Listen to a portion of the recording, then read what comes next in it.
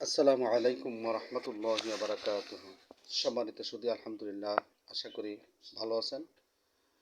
আমি কিছুক্ষণের জন্য কিছু সময়ের জন্য আপনাদের সঙ্গে থাকবো। যে বিষয়টা নিয়ে থাকবো সেটা হচ্ছে ঘরোয়া চিকিৎসায় বা আয়ুর্বেদ চিকিৎসায় মৌরির উপকারিতা সম্পর্কে। এটা আজ নয়, সেই প্রাচীন কাল থেকে মুখশুদ্ধি ও ওষুধ হিসেবে মৌরির ব্যবহার হয়ে আসছে।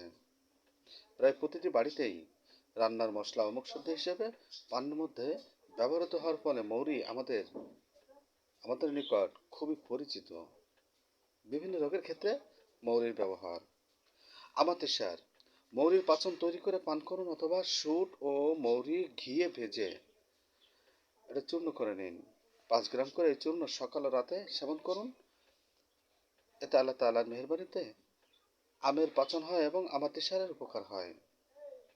সংগ্রহণী রোগ, যাদের সংগ্রহণী রোগ আছে তাদের আহারের পরে হালকা ভাজা মুড়ি নিয়মিত এটা সেবন করতে দিন। আল্লাহ তাআলার মেহেরবানিতে ব্যাধিটা নিরাময় হবে ইনশাআল্লাহ।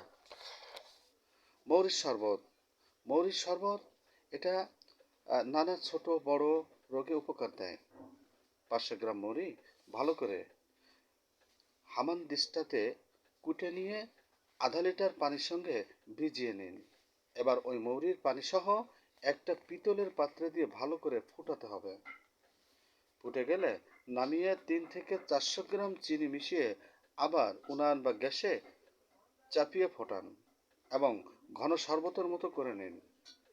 এই শরবত নিয়মিত সেবনীয়।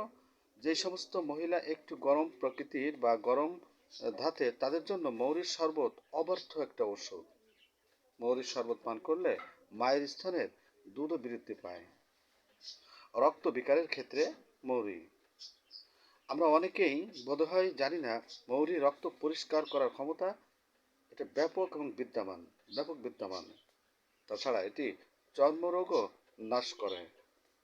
প্রতিদিন সকাল ও রাতে 10 গ্রাম মৌরি মিষ্টি না মিশিয়ে চিবিয়ে খেলে কিছুদিনের মধ্যেই রক্ত পরিষ্কার হয়ে যায় এবং ত্বকের রঙও উজ্জ্বল হয়। হাতে পায়ে যাদের জ্বালা আছে তাদের ক্ষেত্রে মৌরি, হাতে পায়ে জ্বালা হলে মৌরির সঙ্গে সমমাত্রায় ধনে মিশিয়ে গুঁড়ো করে কাপড়ে চেলে নিয়ে তাতে মিশ্রি মিশিয়ে রেখে দিন। আহারের পর 5 থেকে 6 গ্রাম মতো এই চূর্ণ মুখে দিলে অল্প দিনের মধ্যেই হাতে ও পায়ের জ্বালা এটা প্রশমিত হয়ে যাবে। পিত্ত জ্বর, পিত্ত জ্বরের ক্ষেত্রে মৌরির পাচন তৈরি করে পান করলে পিত্ত জ্বর থেকে রেহাই পাওয়া যায়। পেটে ব্যথার ক্ষেত্রে, পেটে ব্যথাতে ভাজা মৌরি চিবিয়ে খান। চিবিয়ে খাইলে দেখবেন সঙ্গে সঙ্গেই এটা সুফল পাবেন ইনশাআল্লাহ। কোষ্ঠকাঠিন্যের ক্ষেত্রে মৌরি, কোষ্ঠকাঠিন্য হলে রাতে শোয়ার সময় হালকা গরম পানির সঙ্গে মৌরি চূর্ণ করে এটা সেবন করুন। মুখশুদ্ধির ক্ষেত্রে মুখশুদ্ধি হিসেবে মৌরি ব্যবহার সম্পর্কে তো আগেই বলছি। মৌরি ভেজে তাতে প্রয়োজন অনুসারে সদ্য লবণ বা লেবুর রস দিয়ে একটা শিশিতে ভরে রাখুন।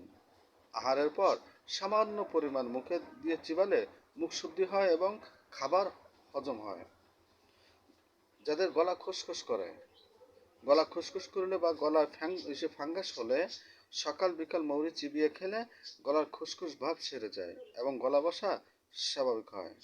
আল্লাহ তাআলা আমাদেরকে মৌরির মধ্যে যে প্রতিষেধক রেখেছেন তা থেকে আমাদের সবাইকে এই মৌরির উপকারিতা এবং এর থেকে আমাদের শেফা নেওয়ার তৌফিক এনায়েত করুন।